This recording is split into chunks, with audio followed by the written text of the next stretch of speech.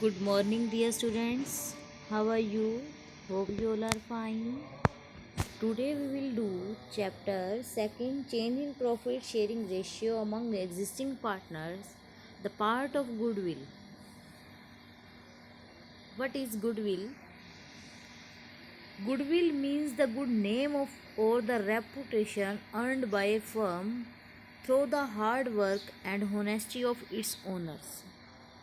Goodwill एक ऐसी reputation, एक ऐसा गुड नेम, एक ऐसी फेमस हम कह सकते हैं पॉपुलैरिटी जो भी पर्सन ने या फर्म ने, ओनर्स ने होनेस्टी से, हार्ड वर्किंग से जो है अर्न की है. If a firm render good service to the customers, the customer who feels satisfied will come again and the firm will be able to earn more profit in future.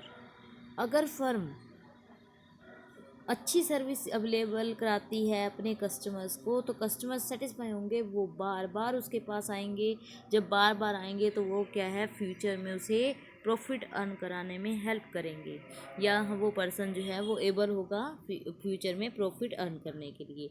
The goodwill is the value of the reputation of a firm which enable it to earn higher profit in comparison to the normal profit earned by other firm in the same manners.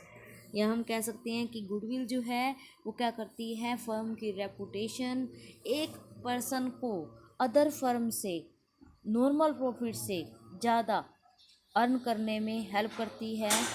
जो other फर्में जिस product का जितना rate ले पा रही होंगी, जिस firm की गुडविल ज़्यादा अच्छी होगी वो औरों से ज़्यादा कमा पाएगी सिर्फ गुडविल की वजह से. फॉर एग्ज़ाम्पल, अगर आपके शहर में, अगर मैं हाँसी की बात करूं तो हाँसी में क्या है, हरियाणा पेड़ा भंडार, जो कि क्या है, पेड़ों की सप्लाई करते हैं. जब पेड़ों की सप्लाई की जा रही है तो अदर हाँसी की जो पेड़ की शॉप्स हैं वो भी करते हैं, लेकिन वो फेमस हो चुकी है इसलिए उसका रेट जो है औरों के रेट से कुछ हाई होता है. तो वो किस चीज़ के लिए वो हाई ले रहा है, क्योंकि उसे पता है कि मेरा प्रोडक्ट बिकेगा ही बिकेगा, मेरे पेड़े बिकेंगे ही बिकेंगे. इसलिए क्या है, वो औरों से अपने पेड़ों को महंगा देकर भी बेच पा रहा है क्योंकि उसका नाम हो चुका है शहर में. तो इसीलिए क्या है कि उसकी रेपुटेशन इतनी अच्छी है कि वो महंगा भी बेचकर जो है औरों से ज़्यादा प्रॉफिट कमा लेता है. अगर हम डेफिनेशन की बात करें गुडविल की, तो डेफिनेशन क्या है, लॉर्ड लिंडले ने कहा है कि the term goodwill is generally use to denote the benefit arising from connection and reputations. Person के जुड़े रहने से, रेपुटेशन उसकी वजह से जो है गुडविल का जो बेनिफिट अराइज होता है उससे क्या होगा कि प्रॉफिट जो है और भी बढ़ जाते हैं. नेक्स्ट हमारा पॉइंट आता है क्या, goodwill is nothing more. Elden ने कहा है कि गुडविल और कुछ नहीं है, जो क्या है, probability that the old customer will resort the old place. पुराने कस्टमर पुरानी जगह कोई अगर चुन रहे हैं तो गुडविल ही है, गुडविल की वजह से ही है. नेक्स्ट हमारा आता है पॉइंट, करेक्टरिस्टिक और फीचर ऑफ गुडविल. क्या है करेक्टरिस्टिक, आप देख सकते हैं, it is intangible assets. Goodwill जो है कुछ देखी नहीं जाती कि ये गुडविल के रुपीज़ हैं. हम कह सकते हैं कि गुडविल एक ऐसी चीज़ है जिसको देख नहीं सकते, हम टच नहीं कर सकते, सिर्फ जो है महसूस की जाती है. एक इंटेंजिबल एसेट्स है. और जैसे कि पेटेंट है, ट्रेडमार्क होता है, कॉपीराइट होता है, सेम उसी तरह से ही गुडविल जो है एक इंटेंजिबल एसेट्स कही जाती है. It does not suffer wear and tear as is the question of depreciation does not arise on it. It is the case of the other assets. जैसे और एसेट जो है पुरानी हो जाती हैं, फट जाती हैं, टूट जाती हैं, घस जाती हैं, ऐसा वियर एंड टीयर का केस इसके केस में नहीं होता है. It is a valuable assets. Yes, एक वैल्यूएबल एसेट्स है. कई बार हम इसको जब बिजनेस परचेज करते हैं तो हम इसको परचेज भी करते हैं, तो इसीलिए ये इसका कुछ वैल्यू भी होती है. अगर आप बिजनेस सेल करते हैं तब भी हम क्या है, इसकी वैल्यू लेते हैं. It is helpful in earning access profit. ये हेल्प करती है एक्सेस प्रॉफिट को अर्न करने में. नेक्स्ट पॉइंट हमारा आता है, its value is liable to constant fluctuation. While goodwill does not depreciate, its value is liable to constant fluctuation. It is always present as a silent assets in a business where there are super profits more than the normal but decline in value with the decline in earning। वो कहता है goodwill जो है वो depreciate नहीं होती है, लेकिन कंस्टेंट फ्लक्चुएशंस रहती है इसमें, साइलेंट एसेट्स होती है, जिसकी वजह से हमारे प्रॉफिट जो हैं औरों से ज़्यादा नज़र आएंगे। मीन्स आपका बिजनेस जो है अगर नॉर्मल प्रॉफिट, अदर बिजनेस जो है वो नॉर्मल प्रॉफिट अर्न करते हैं, तो आपका बिजनेस जो है वो सुपर प्रॉफिट अर्न करता है औरों से ज़्यादा, बट उसकी वैल्यू जो है अर्निंग की कभी कम कभी ज़्यादा हो सकती है, decline in value with the decline in earnings. Next हमारा पॉइंट आता है it is valuable only when entire business is sold. हम ये कहते हैं कि goodwill can not be sold in part. Goodwill को कभी अकेले सेल नहीं किया जा सकता। जैसे आप फर्नीचर सेल कर सकते हैं, आप मशीनरी सेल कर सकते हैं, आप अकेले भी सेल कर सकते हो, लेकिन गुडविल को तभी ही सेल किया जाता है जब आप पूरा बिजनेस सेल करेंगे। The only exception is that the time of admission and retirement of A partner. सिर्फ एक्सेप्शंस कुछ हैं एडमिशन और रिटायरमेंट के केस को छोड़कर, तब जो है हम गुडविल को सेल कर सकते हैं, क्योंकि एक पार्टनर जो है गुडविल के लिए कोई पार्टनर आता है एडमिट करता है तो हम उसकी वैल्यूएशन करके उस पार्टनर को वो पार्ट जो है उससे अमाउंट के रुपीज़ में लेते हैं, और कोई पर्सन जाता है तो भी अमाउंट के वे में हम वैल्यू के अकॉर्डिंग उसका रुपीज़ जो है वो उसको दे देते हैं। नेक्स्ट हम कह सकते हैं it is difficult to place an exact value on goodwill. This is because its value में fluctuate from time to time due to changing circumstances which as are internal and external to business. ये कहते हैं कि दोनों point जो हैं इस पर इफेक्ट करते हैं, इंटरनल भी एक्सटर्नल भी। अंदर के एम्प्लॉयज़ की वजह से भी गुडविल बढ़ सकती है और कम हो सकती है। सेम हमारे एक्सटर्नल बिजनेस की लोकेशन और बिजनेस की जो बाहर काम करें कि हमारी जो डेकोरेशन है उसकी वजह से भी गुडविल की जो है कम ज़्यादा हो सकती है। नेक्स्ट हमारा पॉइंट आता है क्या, नेचर ऑफ गुडविल। गुडविल का क्या नेचर है?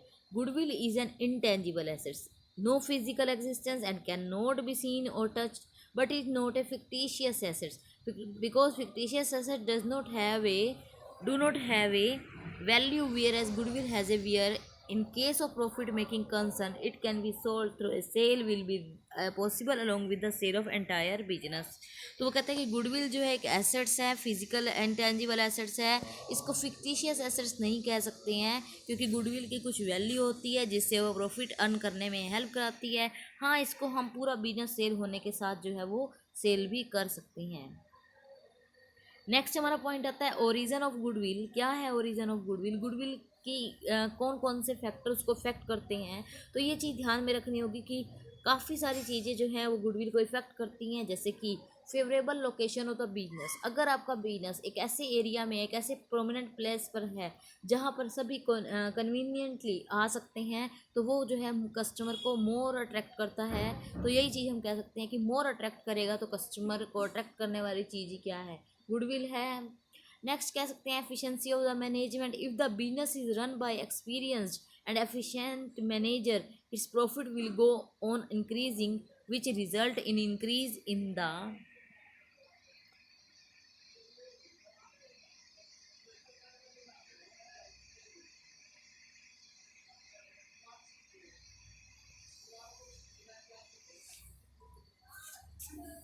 which increase in the value of goodwill. If the business is run by experience, अगर एक पर्सन जो एफिशिएंट मैनेजर होगा, एफिशिएंसी से बिजनेस को चला रहा होगा, तो उससे क्या होगा कि वो अपने गुडविल को इंक्रीज़ करता है, क्योंकि जो सिस्टमेटिक ढंग से अगर बिजनेस चलाया जाए या सिस्टमेटिक ढंग से मैनेजमेंट हो रही है, एफिशिएंट मैनेजमेंट हो रही है, तो वो प्रॉफिट को इंक्रीज़ करेगा। जब प्रॉफिट इंक्रीज़ हो रहे हैं तो क्या होगा? प्रॉफिट इंक्रीज़ क्यों होंगे? कस्टमर के बार बार आने से। कस्टमर बार बार आएंगे तो रेपुटेशन क्या होगी? इंक्रीज होगी।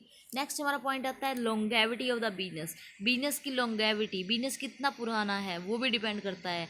N older business is better known to its customer, therefore it's likely to have more goodwill. When a business enterprise has built up good reputation over a period of time, the number of customer will be more in comparison to the customers of new entrants। Number of customer is an indicator of profit earning capacity of the business. जिसका पुराना business है, सब उसको जानते हैं, उसकी reputation एक अच्छी बनी हुई है, तो हर कोई पर्सन जो है उसी पर से परचेज करना जो है बेटर समझता है कंपेयर टू न्यू बिजनेस या न्यू जो न्यू एंट्रेंट्स हैं, क्योंकि कस्टमर को एक बार बिलीव नहीं होता है तो जो वो रिस्क नहीं लेना चाहता है। तो लॉन्गेविटी ऑफ द बिजनेस भी डिपेंड करती है गुडविल को इंक्रीज करने में।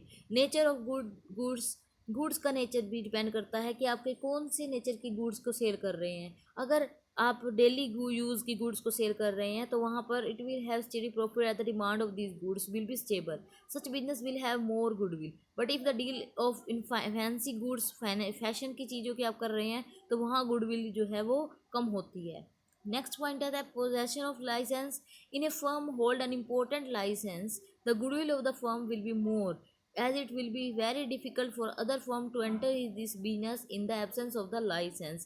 अगर आपके बिजनेस का लाइसेंस है तो क्या होगा, आपकी औरों के कंपेयर में आपकी गुडविल जो है ज़्यादा अच्छी होगी, क्योंकि आप अपने यहाँ लाइसेंस के साथ साथ अदर आपकी जो है सिक्योरिटी रहती है लाइसेंस के साथ, और आप जो है लाइसेंस के बेस पर जो है अर्न कर सकते हैं मोर। तो मोर अर्न करना मीन्स गुडविल का पॉइंट होना। नेक्स्ट हमारा पॉइंट होता है क्या, monopolistic and other rights. If business enjoy monopoly market it will have assured profit, similarly if it holds some special rights such as patents, trademark, copyright और concession extra it will have more goodwill। तो यहाँ पर बात आती है कि monopolistic and other rights की। तो जब बिजनेस के मोनोपोली होती है, आपकी एक पूरे शहर में मोनोपोली होगी कि आपके पास ही वो चीज़ मिलेगी, तो आपकी गुडविल क्या है, इंक्रीज होगी। तो सेम यही थिंग जो है इसमें कही गई है। रिस्क इन्वॉल्व्ड, अगर आपके बिजनेस जो है कम रिस्की है, कम रिस्की है तो गुडविल ज़्यादा होगी। If there is more risk involve in the business the value of the goodwill will be less.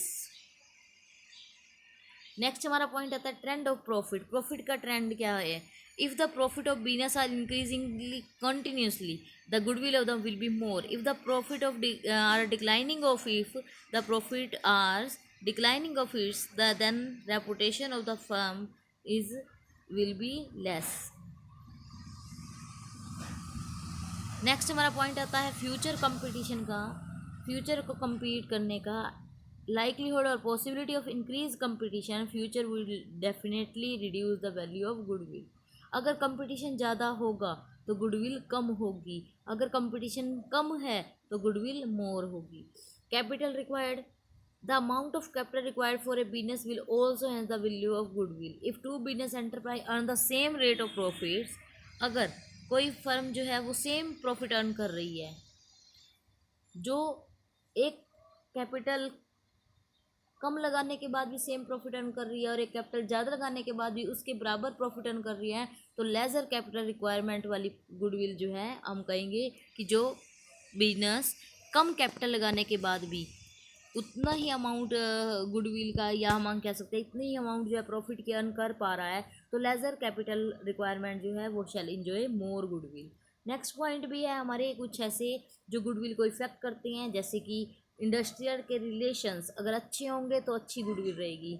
Government के रूल रेगुलेशंस को अगर आप फेवरेबल में रहते हैं, फॉलो करते हैं, तो हमारे जो है गुडविल अच्छी रहेगी। Stable political condition, political conditions क्या है, पॉलिटिकल गवर्नमेंट चेंज नहीं हो रही है बार बार, जब चेंज नहीं हो रही है तो क्या है, स्टेबल कंडीशन बनी हुई है, तो हम उसमें सर्वाइव कर रहे हैं, हम उसमें अपने बिजनेस को रन करा रहे हैं। जब रन करा रहे हैं तो हमारे लिए कोई प्रॉब्लम्स आती नहीं है। जैसे जैसे चेंजेस होते हैं, चेंज करना पड़ता है, चेंज करना पड़ता है, तो हमारे लिए रिस्की सिचुएशंस आ जाती हैं, तो हमारी गुडविल जो है वो डाउन होना शुरू हो जाती है। रिसर्च एंड डेवलपमेंट एफर्ट, आपका बिजनेस जो है वो रिसर्च करता है, time to time new technology को अपडेट करता रहता है, तो वो क्या है, गुडविल मोर रहती है। ऐसे ही आपकी ब्रांड पॉपुलैरिटी क्या है, आप एडवर्टाइजमेंट कैसा देते हैं, अगर इफेक्टिव एडवर्टाइजिंग होता है तो भी क्या है, गुडविल मोर होगी। Popularity of product in term of quality, quality कैसी है आपके प्रोडक्ट की, वो भी जो है आपकी गुडविल को इंक्रेज करती है। नेक्स्ट हम कह सकते हैं कि क्लासिफिकेशन ऑफ गुडविल, गुडविल के टू टाइप्स होते हैं। एक गुडविल जो परचेज की हुई, जिसको हम करेंगे परचेज गुडविल। दूसरी पॉइंट हमारा है सेल्फ जनरेटेड गुडविल या inherent goodwill. Self generated goodwill जो आपने खुद जनरेट की है, आपने अपनी काम से, अपने हार्डवर्क से, अपने एक्सपीरियंस से वो जो है अर्न की है। हो सकता है इनहेरेंट गुडविल जो आपको अपने वंशजों से मिली हो, जैसे कि हम कह सकते हैं कि हमारे फादर की, पापा की, सबकी मतलब कि दादा की काफ़ी टाइम से पुरानी शॉप चली आ रही है, पुराना बिजनेस चला रहा है, तो उन्होंने जो गुडविल अर्न की हुई थी उसी का बेनिफिट जो है आपको मिल गया है। परचेज गुडविल क्या होगी आपको क्लियरली बताती हूँ। Purchase goodwill is the goodwill which is acquired taking a payment. For example, when a business is purchase, the excess of consideration over its net assets is refer to as purchase goodwill. Purchase goodwill क्या है कि जो भी आपने purchase की है, अगर business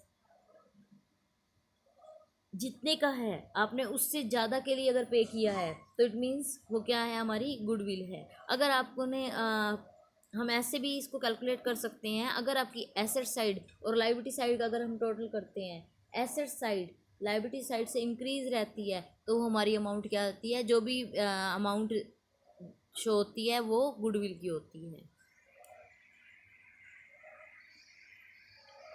next हमारा पॉइंट आता है कुछ important feature of purchase goodwill. क्या फीचर्स हैं परचेज गुडविल के?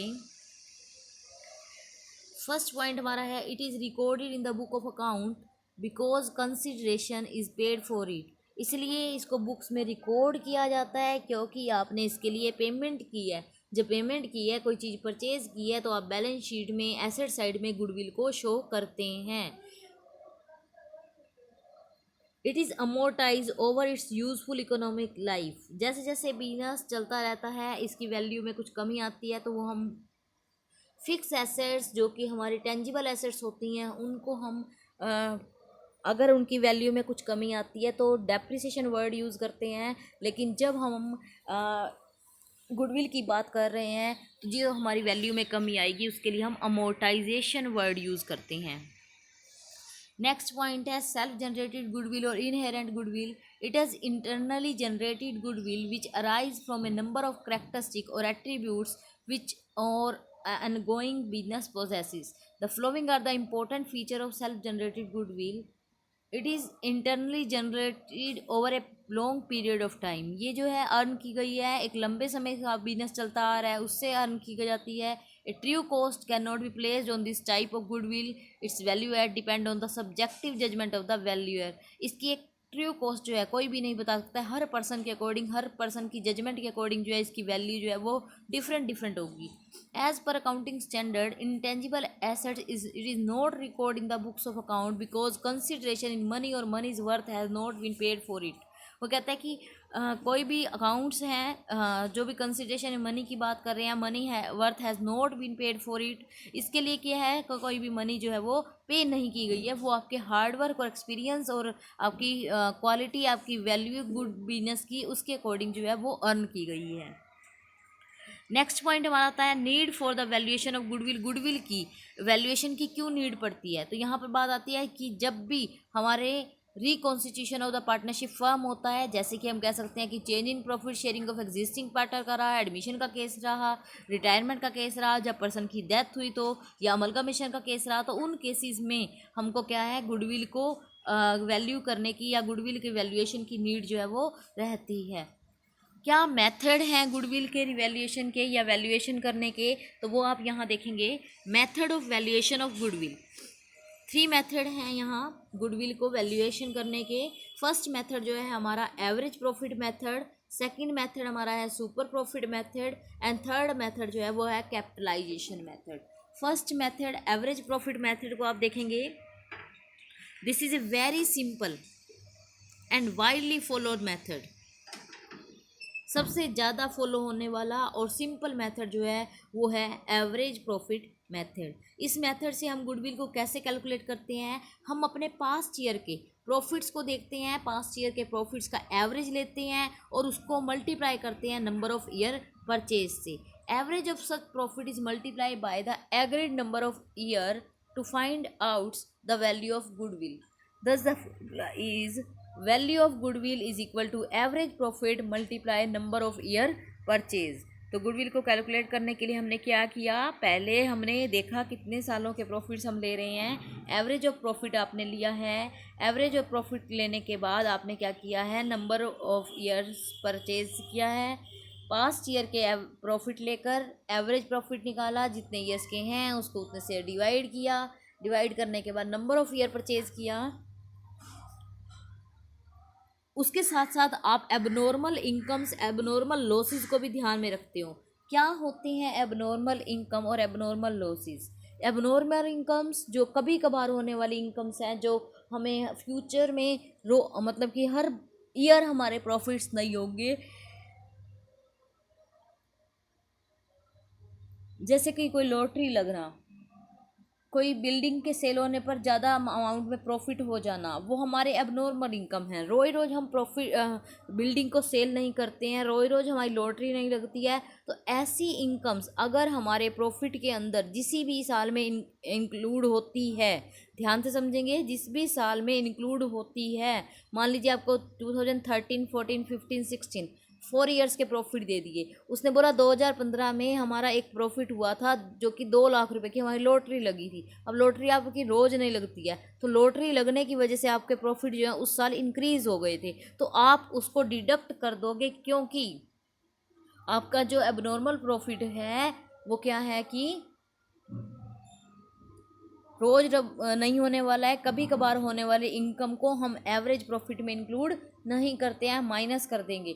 ऐसे ही अगर आपके बिजनेस में आग लग गई, चोरी हो गई, कुछ भी प्रॉब्लम हो गई है जिसकी वजह से क्या है आपको बहुत बड़ा लॉस हो गया है, और जिस साल लॉस हुआ है वो लॉस हर साल नहीं होने वाला है, तो एबनॉर्मल लॉस को भी आप प्रॉफिट में इंक्लूड नहीं करेंगे। तो इसी तरह से अगर आपके लॉस की वजह से आपके प्रॉफिट जो है कम हो चुके हैं, तो आप उसको वापस से ऐड कर दोगे। जिस तरीके से हमने एबनॉर्मल प्रॉफिट्स को माइनस किया है, उसी तरह से हम एबनॉर्मल लॉसेस को भी प्लस कर देंगे कि हमारे प्रॉफिट को इसने कम कर रखा था, जो कम कर रखा है तो वापस ऐड करके हम क्या उसको बढ़ा कर दिखा देंगे। नेक्स्ट पॉइंट हमारा क्या है, income from investment should be deducted out of the net profit of that year because this income is received from outside the business. Income from investment की अगर बात करें तो क्या है, should be deducted out of the net profit. अगर income from investment की बात कर रहे हैं तो उसमें क्या कह रहा है कि डिडक्ट होनी चाहिए नेट प्रॉफिट से income received from outside the business, क्योंकि ये इनकम जो है बिजनेस के आउटसाइड से रिसीव हुई है, क्योंकि जो इन्वेस्ट आपने पैसा बाहर किया हुआ है वो आपके बिजनेस की अर्निंग नहीं है, वो तो आपको आउटसाइड से मिला, और वो प्रॉफिट में अगर ऐड किया हुआ है तो आप यहाँ से इसको डिडक्ट कर देंगे। देखेंगे third question, third illustration, calculate goodwill of the firm on the basis of 3 years purchase of the average profit of the last 5 years. The profit of the last 5 years were 2013, 14, 14, 15, 15, 16, 16, 17 and 17, 18। आपको ये profits आपको given है। नीचे आपको बोला है कि 1 जनवरी 2016 को क्या हुआ, एक फायर ब्रोकआउट हुआ है जिसकी वजह से गुड्स 3 लाख की लॉस हो गई थी, और 70,000 was received from the insurance company. Insurance company से 70,000 रुपये ही मिले हैं और 3 लाख रुपए का लॉस हो गया था। कौन से ईयर में? 1 जनवरी 2016 को। आपको याद रखना होगा कि जनवरी 2016 मीन्स 1 अप्रैल 2016 से अगर हमारा साल स्टार्ट होता है तो 31 मार्च 2017 को होता है, तो इसका मतलब क्या है कि 15-16 वाले साल में हमारा ये जो है लॉस हुआ है। नेक्स्ट हमारा पॉइंट क्या कहता है कि during the year ended 31 March 2017 the firm received an unexpected tax refund of ₹80,000। Firm ने रिसीव किए थे जो टैक्स पहले 80,000 के पे कर चुके थे उसको, तो यहाँ पर हम क्या करेंगे, 80,000 के टैक्स जो है वो हमारे गेन हो गया था, तो हम वापस से लेस कर देंगे। तो यहाँ देखेंगे आप 2013-14 का प्रॉफिट दिखा 4 लाख, 5 लाख, 1,70,000। यहाँ हमारा प्रॉफिट 60,000 था। उन्होंने कहा कि हमारा लॉस हुआ था 3 लाख का, जिसमें से 70,000 रुपये हमारे को इंश्योरेंस कंपनी ने दे दिए, लेकिन हमारी खुद की जेब से कितने का लॉस हुआ, 2,30,000 का। जो 2,30,000 का लॉस है वो क्या होगा, एबनॉर्मल लॉस होगा। एबनॉर्मल लॉस है तो हम क्या करेंगे, उसको ऐड कर देंगे, क्योंकि ये रोज़ रोज़ हमारी इनकम को लेस नहीं करते हैं। तो इसलिए हम नॉर्मल प्रॉफिट कैलकुलेट करते टाइम हम ये जो है एवरेज प्रॉफिट कैलकुलेट करते टाइम इसको ऐड करेंगे। ऐसे ही कोई इनकम हो रही है, 80,000 के टैक्स जो है रीफंड हुए हैं, उसको वापस से उसको वापस से माइनस कर देंगे, क्योंकि वो हमारे प्रॉफिट को बढ़ा कर दिखा रहे हैं। रोज़ रोज़ ऐसे गेन नहीं होते हैं, तो हम एवरेज वाला लेंगे। तो 170 हो गया। तो टोटल करा हमने 5 ईयर्स के प्रॉफिट्स को 13,90,000, डिवाइड किया उसको 5 से, 2,78,000 हमारा एवरेज प्रॉफिट आया है। नंबर ऑफ़ ईयर परचेज, अगर आपको ध्यान रखें नंबर ऑफ़ ईयर परचेज क्या है वो आपको हर बार क्वेश्चन में गिवन होगा। देखेंगे यहाँ आपको फिफ्थ जो क्वेश्चन है हमारा, ये देखेंगे आप यहाँ 3 ईयर परचेज ऑफ प्रॉफिट जो है वो आपको क्वेश्चन में गिवन होगा। हमेशा क्वेश्चन में गिवन ये चीज़ आपको मिलेगी, तो आप इसके बेस पर इसको मल्टीप्लाई कर देंगे और आपका आंसर निकल जाएगा 8,34,000। इससे रिलेटेड क्वेश्चन आप ट्राई करेंगे। फोर्थ क्वेश्चन सेम इसी तरह से ये आप ट्राई करेंगे। Fourth, fifth and sixth question आप खुद से ट्राई करेंगे। अगर कोई भी डाउट्स हैं तो आप मुझे कमेंट सेक्शन में या मुझे पर्सनली मैसेज करके जो है अपने डाउट्स क्लियर करा सकते हैं। लेकिन हाँ, होमवर्क साथ के साथ ही करेंगे बच्चे। नेक्स्ट वीडियो में करेंगे हम सुपर प्रॉफिट मेथड या वेटेड एवरेज प्रॉफिट मेथड। आज के लिए इतना ही। Thank you and bye bye. Have a nice day.